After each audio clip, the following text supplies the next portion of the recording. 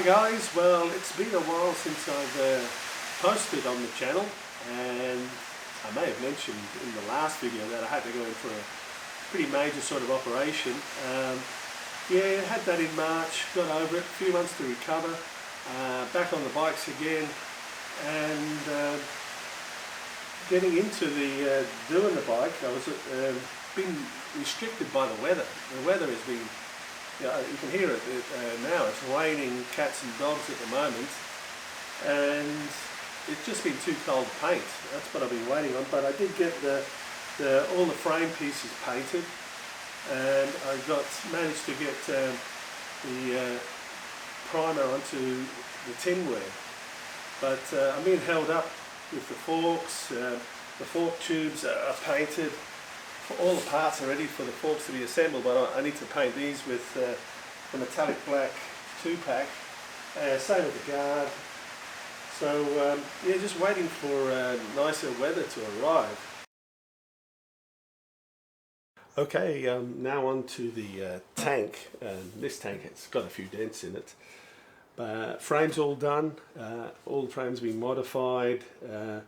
Just waiting for paint. I'm going to do all the painting in one hit, the frame, the tanks. But I've got to prepare this tank, and the CX650E has a leather seat that comes into the tank, and it has a bracket on it. Here's one of the old tanks that you can see. This bracket here, and when it's bent over a bit, it's more like that one. That's held the front of the seat in place. So yeah, the problem I had, this dent, it is quite deep, and to just fill it with bog, it's not ideal. Really bog getting that thick is likely to vibrate out or crack. So I tried a few ideas. I did, this is another old tank. I did weld a bolt on here and tried to jack it out, but really this area here started to deform, and that idea wasn't going to work. So the next thing I thought about was to actually make a plate like this, and fit that into the hole like that, and so it's all nice and level across here. And we'll just fully weld it all the way around, and then just really only be a light skim of filler over the top. So I did a test on this tank here, and yeah, I've put the plate in, fully welded it, and just ground off the weld so it's all nice and flush, and that's only going to need just a very light coating of filler over there to be ready for painting. So yeah, I'm quite happy about that. I think that's a better solution than just filling this great big hole up with bog. So yeah, I'll do this now on the tank that's going to be used. Well, that's the piece welded into the tank, and I'm pretty happy with it actually. It's come out pretty flat across the plane of that plane of the tank. It's not going to take hardly any filler actually. Just where this is sort of was bent in, there's a little low spots there, but on the whole it's pretty level with this surface. So yeah, that's the next thing, to get some filler on here and sand it all back and get it prepped for priming. Well, the plate was being MIG welded in over the hole and dressed back with the grinder, and then just a light coat of filler over the top, and that's been sanded back. He's all ready for etch priming now. So I don't know whether you can see that a little bit better, but yeah, it came out nice and flat, and I think that should look pretty good once it's painted. There were a few other dents on the tank, like a lot of old tanks. I got this tank pretty cheap, and it's good inside. So I've just filled those little dents in.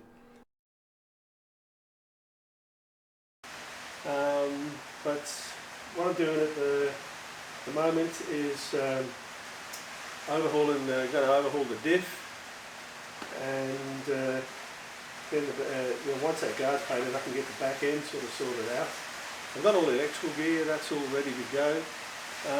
I'll show you the front headlight bracket here I've just been working on. Okay, this is the headlight bracket that I do. I don't like to, like your fork tubes in here, I don't like the big tube with the triangular bracket on it. To me it looks ugly, that's only in my opinion. But this is probably a more modern style. A lot of the modern bikes have this sort of setup where they basically put a bracket on the top and bottom, and then a steel rod between, and mount the headlight brackets off that and the speedo bracket. So that's all ready, that's all good. I'm happy with that. That's ready to be painted. I'll paint that black with the 2-pack paint that I got. Okay, the parts have come in for the rear drive on the CX650. Now the main reason I'm overhauling this is that the crown drive end, I don't know whether you can see that, we'll try and focus that, but the teeth in here were very worn, you know, and fortunately I did have another spare drive for a CX650, and it had a damaged housing on it, but the actual crown was in pretty good condition, and the teeth in this one are quite good. So yeah, I stripped it down, and I've jumped ahead here, and fortunately I can't show you the actual dismantling. It's already been dismantled, but really there is a difference between the CX500 and the CX650. Obvious difference is there's 4 bolts on the input shaft, and the pinion is also differently mounted in the housing as well. The pinion itself, here's the pinion out of it. It sits in here like that, and then we have this nut on it. It's got an O-ring seal on it that screws in behind it. So you take this off, that comes off, and then you have to pull this out. This is then sitting in there. So to get that out, what I did was I got a couple of nuts that was the same thread as the pinion, the same thread as this, and screwed that on to the end of the pinion, like so.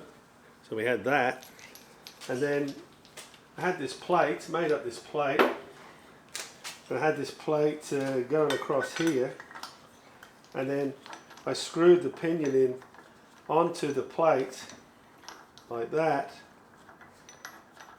and then pulled the lock nut down on this to extract the pinion out of the housing, and that worked pretty well actually. So that's just a couple, I think it's 16 mil metric fine bolt and some nuts there. So you want about 3 nuts on there, one that can screw onto the pinion and one can screw onto the bolt, a spacer, and a nut that will end up jacking it off that plate to jacking off this plate, and it'll pull the pinion out of the housing. There's another bearing, a needle bearing in the bottom there, which I'm not going to replace. It's in good condition. Some of the bearings and some of the big seal, they're all in good condition. I'm keeping them, but the smaller seals, no, I'm going to replace them. So okay, we can start putting this baby back together. Okay, the first thing I've done is just fitted the seal on the crown wheel side. Next thing we install is the ring gear bearing. Goes in over the top of the seal. The next thing to do is to make sure this breather on the top is clear. Just blow that out with air. Next thing to go in is the pinion and the pinion bearing. So when the pinion goes together, 2mm spacer, and then the bearing goes onto the pinion shaft. Don't forget the spacer.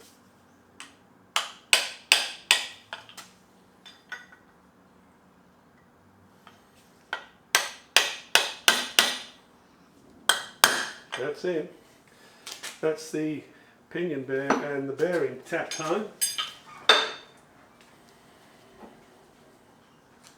So we now have the pinion, the crown seal and bearing in, and the pinion bearing in. Okay, we put the pinion retaining nut on next. Got a new O-ring. We'll get that on, and we'll put some grease on that.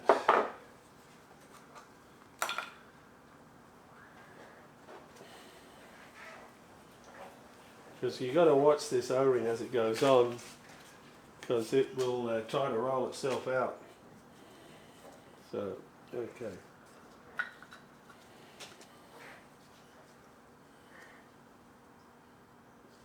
The next thing we're going to do is fit the crown wheel into the cover of the drive. And what we're going to do is check the clearance between the crown wheel and this little pad. This little pad has shims underneath it, and it needs to have a clearance of 0.3 to 0.6 of a mil. So a little bit of grease on this cover.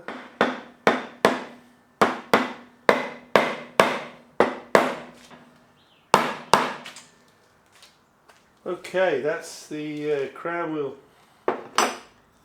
in the cover, and now we have to check the distance between that little pad. There's a little notch out here so that we can check it. Okay, just checking this up. I think it's better off turning this cover upside down and then looking at it and getting your finger in there.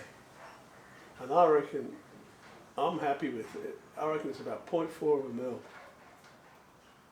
3.5 is just a little slack, but the 4 is going in nice. So I'm gonna go with that.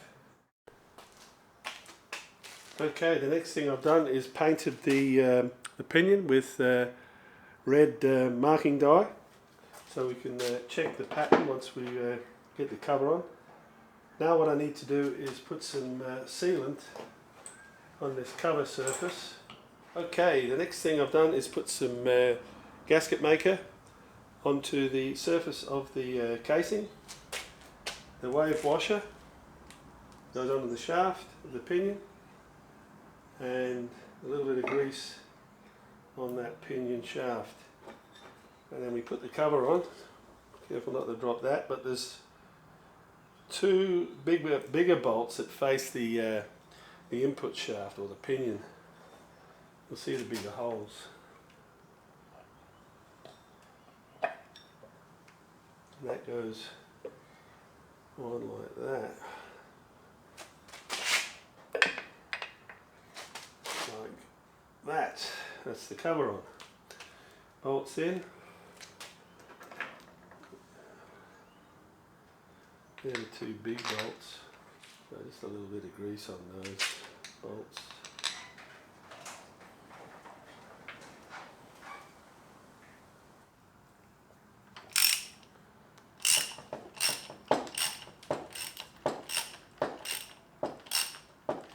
Okay, we're just about to, I'll just tension these bolts up. The 8mm bolts, they get tensioned to between 23 and 28 Newton meters. So I'm going to make it 26. And the 10mm bolts are 40 to 50, so I'm making them 46.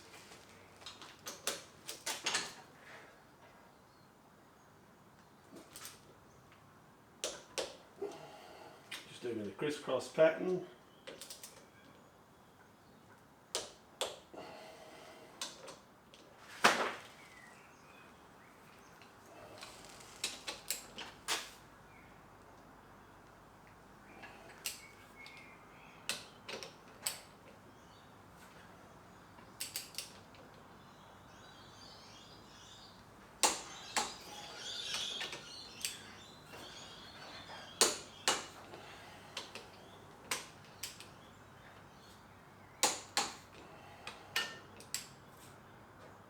Okay, that's them all tight. So I've removed the oil cap, and I'm just checking the pattern that the red Prussian blue, Prussian red has left. And yeah, it's right across the full length of the teeth, and it's towards the middle, which is what they're recommending. So yeah, it's going to be okay. All feels good. I installed the pinion nut and tightened it up till it was pretty tight to make sure that the pinion was seated properly, then backed it off. I'm just about to fit the seal into it, like so. That seal will go in there. And then we tension the nut back up again till it just has preload of 0.2 to 0.4 of a Newton meter, which is actually 1.2 to 2.4 inch pounds. So that's only just sort of done up, really. You know, it's not much at all on there. You don't want too much. My small torque gauge goes down to 5 Newton meters, which is way over what you want. So basically, it's just seating the pinion with just a very, very small amount of preload on it. So I'll go on and fit this seal. Okay, the seal has now been fitted, and all I'm going to do is tension this up. It's really, the tension is so small, I'm just going to bring it down until it just touches, and just add a tiny little bit of tension, you know. And I'll bring it down. You can feel it sort of bottom out about there. Very little. And I'm just going to line up the slot, which wants to be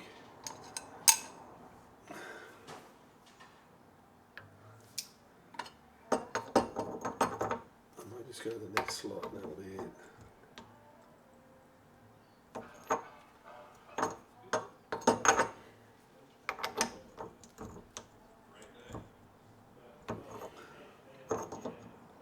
Yeah, if I line that slot up, that would be enough preload on there.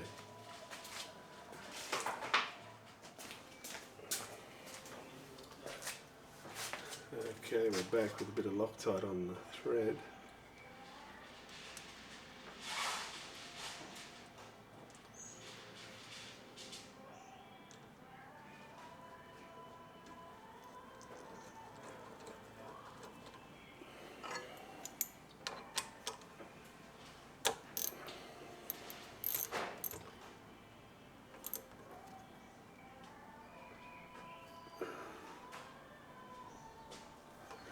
Okay, that's it.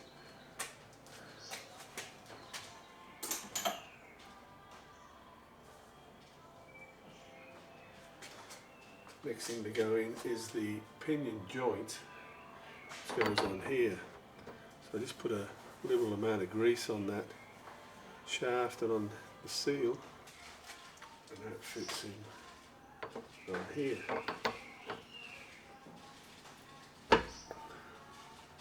See?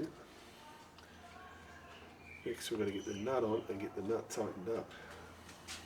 Okay, now we have to tighten the nut on this pinion sleeve, and as you tighten it, it wants to turn everything. Honda have a special tool which bolts on here and locks into 2 little holes inside the pinion sleeve, which I don't have. So what I've used is an old drive and locked it up onto the body, because the body will turn as well, to stop this from turning. Now, pretty high tension on here. It's 110 to 120 Newton meters, so you really want to get sort of it tightened up. Good. There it goes there. That's it. So yeah, that's a way of locking it up. I've just gone into the 8mm bolt, no, the 10mm bolt on the casing, and into the the old drive unit. Well, you could even use a new drive unit actually off the wheel. It's because nothing's welded to it, just a couple of bolts.